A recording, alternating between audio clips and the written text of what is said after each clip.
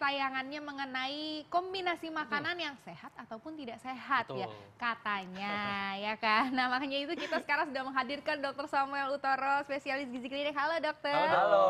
Sudah siap nih dokter untuk membahas mitos-mitos atau fakta ya dok? Siap. Siap ya. Oke, ini sekarang nih dok. Ini yang paling happening ya, yang paling happening itu nasi. Biasanya kalau orang Indonesia banget nih ya, nasi lauknya mie gitu ya. Ini siapa nih yang kayak gini? Ayo ngaku semuanya. Dulu kayak pernah saya deh. Dulu pernah ya. Dulu pernah kan ya. Belum makan nasi kalau belum makan rasanya. Belum makan nasi itu rasanya belum makan. Gimana nih dok? Jadi ini sebenarnya kalau Anda sudah makan mie, Anda tambahin lagi nasi, itu artinya Anda makan double karbohidrat. Nah itu dia. Padahal kita ada komposisinya. Jadi ada karbohidrat memang harus makan, ada protein, ada lemak, ada lagi vitamin, mineral, dan yang mengandung serat, yaitu sayur dan buah. Jadi kalau Anda mau makan ini nasi satu porsi, mie satu mangkok, itu namanya double karbohidratnya. Karbohidratnya sudah 2 porsi. Dan kita tahu kalau kelebihan karbohidrat akan menaikkan kadar gula darah. Ditambah lagi nasinya nasi putih. Ditambah lagi mie. Mie kan dibuat dari tepung yang diolah berulang. Jadi penyerapannya akan lebih cepat. Akibatnya apa? Gula darah akan naik secara cepat. Dan tentunya dalam jangka panjang bisa menyebabkan obesitas dok ya, kegemukan. Bukan cuma obesitas saja. Obesitas iya, diabetes iya. Itu. Iya, padahal ini banyak sekali nih kebiasaan-kebiasaan seperti ini nih ya. Coba di sini siapa? Ayo ngaku Ayo, semuanya. siapa ngaku? Wah, Ayo. angkat tangan Kayaknya semua. kameramen tuh kemarin. Semuanya ya kan. Nah, jadi sebenarnya boleh apa enggak nih dok? Seharusnya jangan. Seharusnya Kalaupun jangan, mau ya. makan seperti ini, ya nasinya setengah, mie-nya juga setengah. Setengah-setengah Tergantung Anda mau masuk di apa nih tujuannya makan. Iya. Kalau Anda mau makan yang kenyang tapi sehat, ya jangan satu porsi gini. Setengah-setengah. Tapi sebenarnya nasi putih kan kurang dianjurkan. Kenapa? Karena dia nggak ada seratnya. Harusnya kita makannya nasi merah, nasi hitam, nasi yang berserat. Itu akan lebih menyehatkan buat tubuh Anda. Berarti harus pandai-pandai memilih makanan dan juga pandai-pandai mengkombinasi makanan ya dok ya. Nah ini seru banget ya. Dan kita nih masih ada topik yang mau kita bahas ya. Katanya memakan udang dan jeruk ini nggak boleh, ini kan banyak beredar di grup WhatsApp ya, bisa bikin kematian katanya. Nah kita akan bahas sesaat lagi tetap di acara Ayo Hidup Sehat.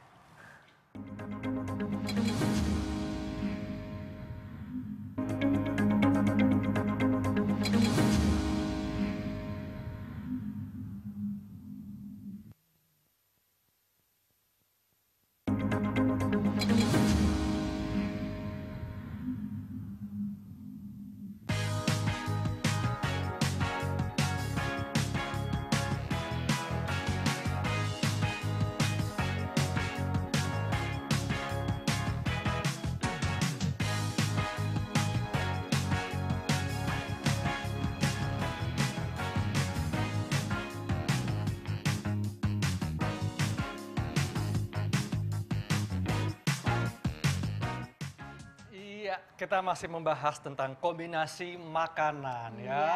Tadi Dr. Arlin yang banyak beredar di grup WhatsApp nih ya. Jadi kalau makan udang sama jeruk atau di jus jeruk juga ya, ini katanya bisa menyebabkan kematian katanya. Iya, saya juga pernah baca tuh dok ya di grup WhatsApp suka dibilang gini, udang itu mengandung arsenik dan juga si vitamin C yang ada di dalam jeruk itu, kalau misalnya ketemu sama asam lambung itu bisa katanya menyebabkan kematian. Katanya seperti itu dok di grup WhatsApp. Dok? Coba dok diluruskan. Gimana dok? Diluruskan dulu Itu dok. mitos. Nah tuh mitos kan. Iya, karena memang benar di dalam jeruk itu terkandung vitamin C yang cukup tinggi. Di dalam udang, tapi udang yang gimana dulu? Kalau udang yang fresh, yang segar, yang tidak mengandung arsen. Tapi yang mengandung arsen juga di dalam udang yang sudah seperti ini, itu rendah sekali dosisnya. Di mana dengan dosis yang serendah itu sebenarnya masih buat tubuh nggak ada masalah. Kenapa? Karena tubuh kita kan punya kemampuan mendetoksifikasi. Siapa? Iya. Si hati kita. Nah kemudian soal campuran arsen dengan vitamin C itu dapat menyebabkan kematian Iya, atau gitu keracunan. Iya, iya. Emang benar, tapi dosisnya berapa?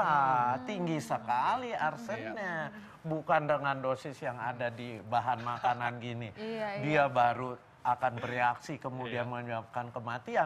Memangnya Anda mau makan udang satu Iya, ya, karung? 1 ton gitu. Nggak mungkin ya, nggak Dok, ya. mungkin Oke, juga. jadi ini nggak benar, Dok, Jadi ya? nggak benar, ini benar-benar mitos. Jadi Mitos, tidak ya. sebabkan apa-apa Nggak selama apa-apa. rendah sekali, Dok, ya. Iya, arseniknya. Iya. Memang rendah kalau ya. dari bahan makanan ini. Yang bisa keracunan kan kalau dia diekstraksi, Ekstraksi baru. dibuat, Heeh. arsennya dosisnya Oh, tinggi. berarti ini kalau misalnya dapat grup WhatsApp gitu ya, jangan dikirim lagi ya, jangan ditelan bulat-bulat ya, stop Difilter udah mata dulu. rantai mitos-mitos itu. Oke, selanjutnya nih, ada nih mitos fakta yang beredar di masyarakat. Lemon dan pepaya jika dimakan bersamaan dapat membuat anemia. Mitos atau fakta, dokter? Mitos. Mitos. Wah, mitos. Kenapa tuh, Dok? Kenapa? Karena di lemon dan di pepaya tidak ada zat yang mengganggu penyerapan daripada zat besi. Kita tahu yang membuat kita tidak anemia, sel darah merah kita Iya. cukup, itu bahan makanan yang mengandung zat Zat besi. besi. Dan di dalam pepaya maupun di dalam lemon tidak ada zat yang menyebabkan penyerapan daripada zat besi terganggu, apalagi lemon. Lemon sifatnya asam. Dengan sifat asam itu justru dia membantu penyerapan Iya, makanan yang vitamin C mengandung ya, Dok, zat ya. besi. Oke. Makanya ada orang kebiasaan Iya. kalau pagi itu minum jus jeruk. Tujuannya apa? Yaitu mencegah anemi supaya penyerapan zat besi dari bahan makanan setelah minum jus jeruk itu akan lebih bagus. Oh gitu, iya, Dok, jadi ya. sebelum makan daging, sebelum makan brokoli, kita minum dulu jus jeruk gitu ya, Dok ya. Oke, Iya, Dok, lanjut. ada juga nih, kalau kopi susu udah biasa ya, tapi ini ada yang mengkombinasikan teh dengan susu. Ya. Nah, tapi katanya kombinasi teh dan susu ini dapat meningkatkan tekanan darah dan resiko penyakit jantung, Dok. Ya. Ini fakta atau mitos? Itu juga mitos. Mitos. mitos. Kecuali Anda yang menyebabkan tekanan darah meningkat itu sebenarnya yang di dalam teh itu kafeinnya. Iya. Teh juga mengandung kafein, tapi dosisnya memang sepertiga daripada kopi. Tapi kalau dia minum tehnya, teh yang kental, tehnya banyak sekali, itu bisa tetap meningkatkan tekanan darah.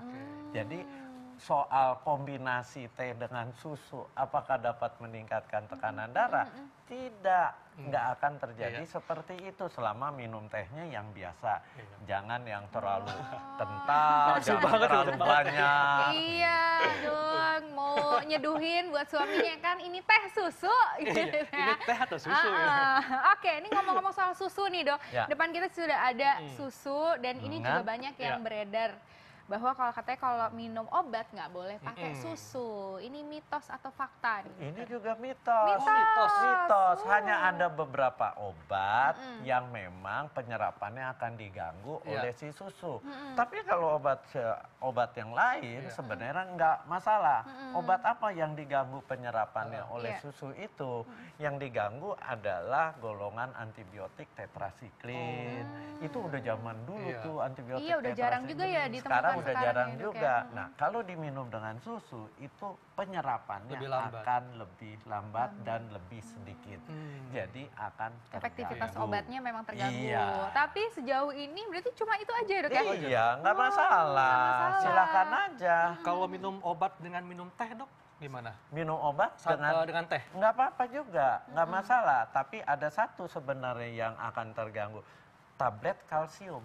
Tablet kalsium jangan diminum dengan Teh. teh. Teh. Karena dia akan diganggu oleh siapa? Di dalam teh itu kita tahu ada kafeinnya, Betul. ada tebainnya, ada oksalatnya. Nah itu yang akan mengganggu penyerapan suplemen kalsium Anda. Jadi dengan kopi juga nggak boleh, Dok, ya? Minum tablet kalsium dengan Ya, kopi. karena kopi itu kan kafeinnya tinggi. Tinggi, ya. Lebih tinggi lagi ya, oke.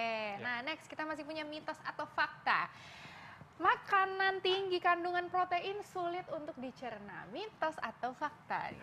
Jadi gini, kalau pertanyaannya sulit untuk dicerna, itu fakta. Tapi apakah dia akan mengganggu proses pencernaan? Tidak. Kenapa? Karena ada urutan itu bahan makanan untuk dicerna di lambung. Apa urutan yang paling cepat lewat? Adalah karbohidrat. Karbohidrat dicernanya cepat, hanya sekitar 1 sampai 2 jam. Kemudian protein lebih lama, 3 sampai 4 jam. Nah, yang terakhir sebenarnya yang paling sulit untuk dicerna adalah si lemak. Makanya Anda kalau makan tinggi protein, makan tinggi lemak, itu kenyangnya akan lebih lama. Betul, Dok. Tapi itu bukan terjadi suatu proses pencernaan yang mengganggu pencernaan, tidak.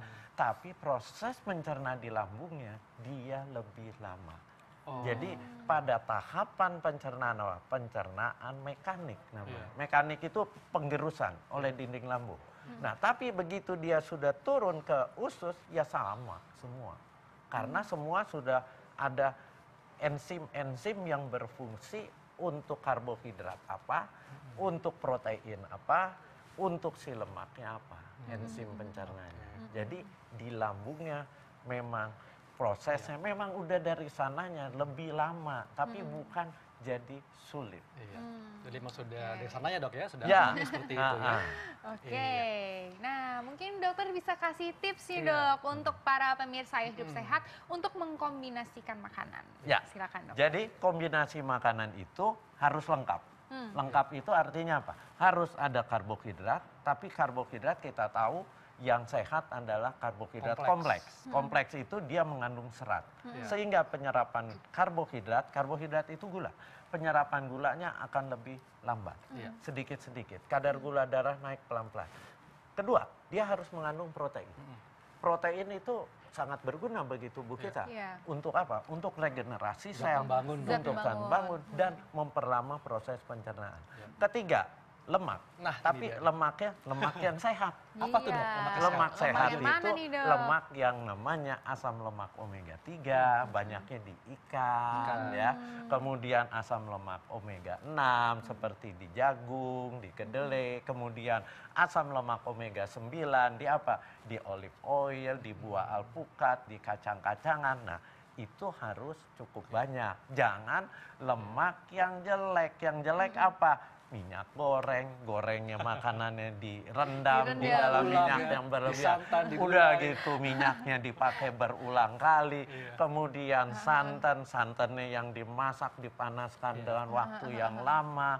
Kemudian lemak-lemak daging apa. Nah, itu lemak-lemak yang jelek. Tapi itu sudah 3 makanan utama, ditambah lagi apa? Serat. Serat adanya di mana? Di buah dan sayur. Nah, di samping serat buah dan sayur bagusnya mengandung apa? Vitamin, mineral, dan yang bagus lagi dia mengandung antioksidan. Yang namanya zat warna buah, zat warna sayur, itu yang disebut phytochemical. Sangat berguna bagi tubuh kita. Jadi makanan harus seimbang, makanan harus lengkap. Itu kandungannya. Nah, Dok, kalau gitu apakah ada nih makanan-makanan yang sebaiknya tidak dikombinasikan atau dimakan bersamaan? Sebenarnya nggak ada. Nggak ada. Makan aja contoh. Anda makan buah. Katanya makan buah harus duluan. Enggak begitu. Mau makan buah duluan, mau makan buah sambil makan. Anda makan nasi, terus makan lalapannya buah mangga muda. Silahkan aja. Apa-apa, Dok, ya? Setelah makan juga makan buah, makan aja. Kenapa? Karena semua makanan prosesnya akan ditampung dulu di lambung. Bukan dimakan langsung turun ke usus. Nggak ada cerita. Itu semua ditampung di lambung mengalami proses pencernaan namanya pencernaan mekanik. Digerus. Dicampur dengan asam lambung, digerus, dia akan jadi bubur. Bubur itu namanya kime. Nah, bubur itu yang akan turun perlahan-lahan melalui pintu yang namanya sphincter pylorus. Itu akan buka tutup sendiri Iya. pelan-pelan. Iya. Nah, jadi nggak ada cerita makan ini nggak boleh ini. Orang di lambung juga dicampur. Jadi Pokoknya semuanya ujung-ujungnya boleh. bakalan dicampur tuh ya dok Campur ya. aduk. Jadi boleh aja dikombinasikan bersamaan makannya, tapi ingat nggak boleh berlebihan ya. Iya, Ya. dan juga harus menu yang lengkap ya dok Ya. ya, Setuju. yang Ya. harus adekuat, yang harus Betul bernutrisi sekali. tinggi ya dokter ya.